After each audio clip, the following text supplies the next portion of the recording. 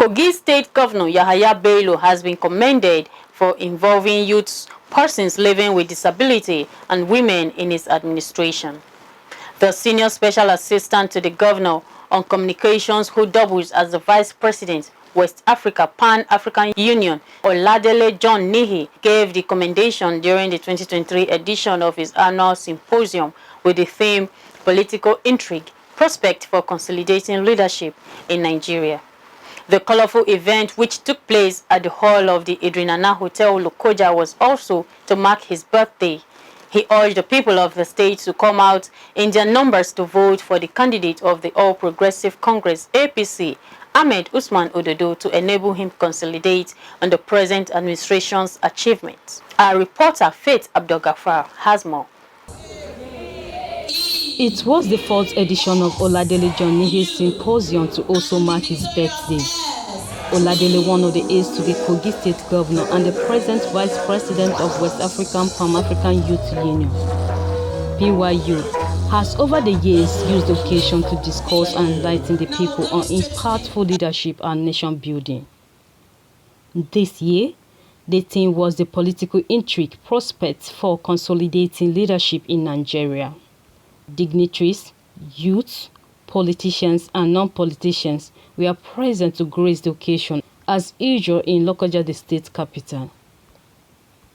The guest speaker, former Deputy Vice-Chancellor, Federal University Oye Ekiti, Professor Shola Omotola, said the role played by the then colonial masters before the independence of Nigeria still has domineering power over the system.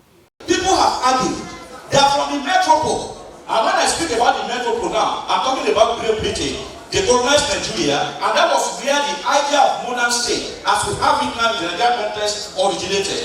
They are saying that when they came to Africa, okay, not just Britain, the colonial powers, when they came, that they left some fundamental attributes of the state in the metropole behind.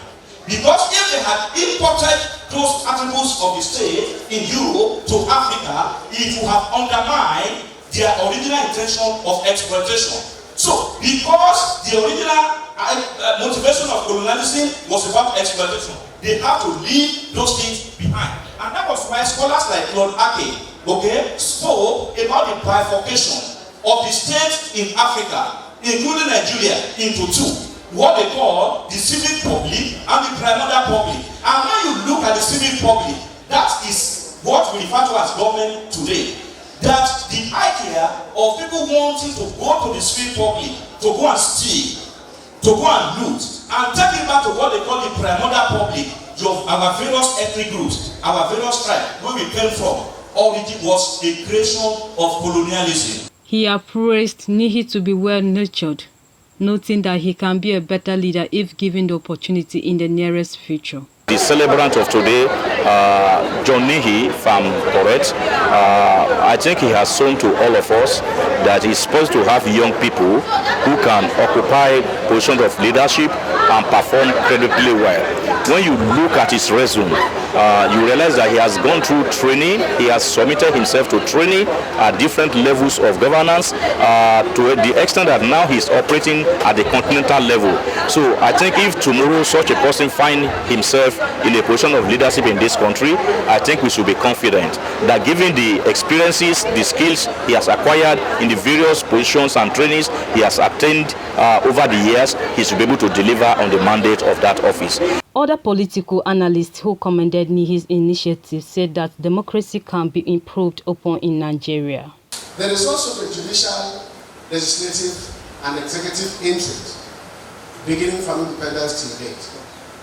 My duty is just to run through that and then demonstrate how we can resolve them. And Kogi State, for me, is the one place where consolidation of leadership has already started taking place. And that is locating leadership where it ought to be, and that is the youthful population. The government is in youth. He has now populated his government with youths and balancing it with gender.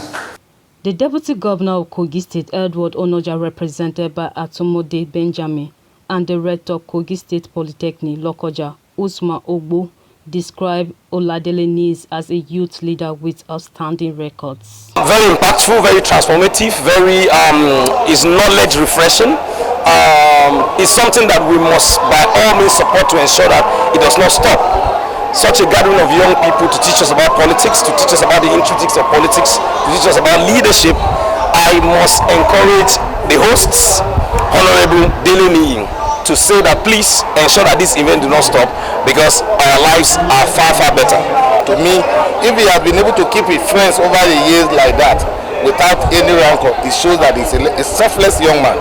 And that those are the kind of person we need in Nigeria and in our dear state. So to me, and what he's doing innovatively, he started this annual symposium. This is the fourth in the series.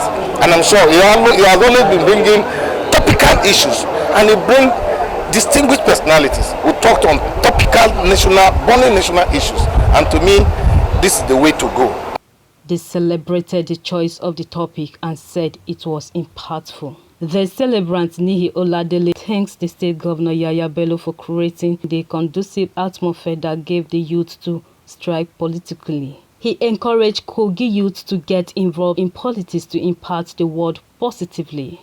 2023 presidential election is one of the most highly contested election and keenly contested election in Nigeria since the return to democracy. This is because the Nigerian youth woke up from their slumber. And in Kogi State, we are actually encouraging the same thing. At the time where we sit behind keypads, criticizing government, criticizing leaders, is gone. It is now time for them to begin to get involved. And the governor of the state, His Excellency Yahaya Bello, has actually led by example. In the last 7 years, going to 8 years of his administration, he has involved numerous youths in very sensitive and key positions. Youth who fall with people who fall within the youth age. I mean the youth age as defined by African Youth Charter, people between the ages of 18 and 35. We had the governor himself being the youngest governor in Nigeria, and he has replicated that by appointing even his chief of staff, key SSAs, commissioners, boards and parastatals, and went a bit ahead in even involving women and people living with disability in his government. This is what we want replicated across the country. This is what the Nigerian youth are championing. This is what we want, and this is what we are getting. And the only thing we can say is that we must consolidate. As we go into the next election, the Kogi State youth must look into the characters and personalities of those who have put themselves up for election, particularly as governor of Kogi State, and see who amongst them will be able to consolidate on the giant strides, on the achievements of the current governor, particularly as it relates to the youth involvement in governance. Oladele called on President Ahmed Tinubu to involve more youth in his government. As he constitutes his cabinet in the next few days, we want to appeal to him to involve more young persons into his government. We are particularly appealing that whoever is going to mount the Ministry of Youth, Federal Ministry of Youth as a minister, should be somebody between the youth age, which is 18 to 35. We don't want a situation whereby, because like I said in the African palace, you cannot shave a man's head behind him. It is only somebody who feels the pain, who wears the shoe, that will feel the pain. So we are appealing to President Ahmed Tinubu to make it as a point of duty to not just appoint a youth as Minister for Youth. The celebrants also used the event to call on President Tinubu to channel subsidy removal palliatives into creating more jobs for youth, as well as enhancing industries in Nigeria. There's no doubt that there's serious tension in the land. There's no doubt that there's hunger in the land. But like we always say, this is a necessary pain. I have spoken to a lot of young people across the country, and I said the decision of the current president cannot come better than the time it came, because right now the momentum is still high. So the only appeal is that to make to the president that the current proposal of 8,000 naira to aged people and homes across the country, I want to say it's a laudable initiative, but we can do better, because when we look at the current hardship, there is little or nothing 8,000 naira can do, even within a day, talk more of in a month.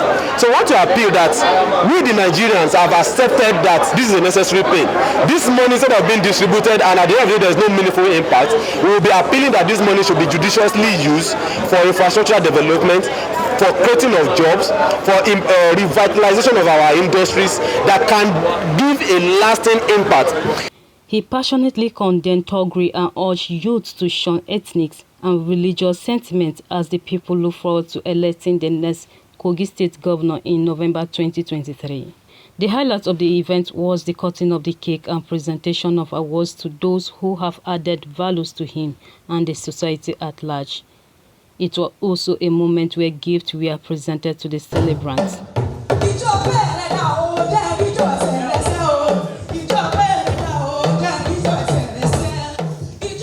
I am Faith Abdugafar reporting for MSC TV.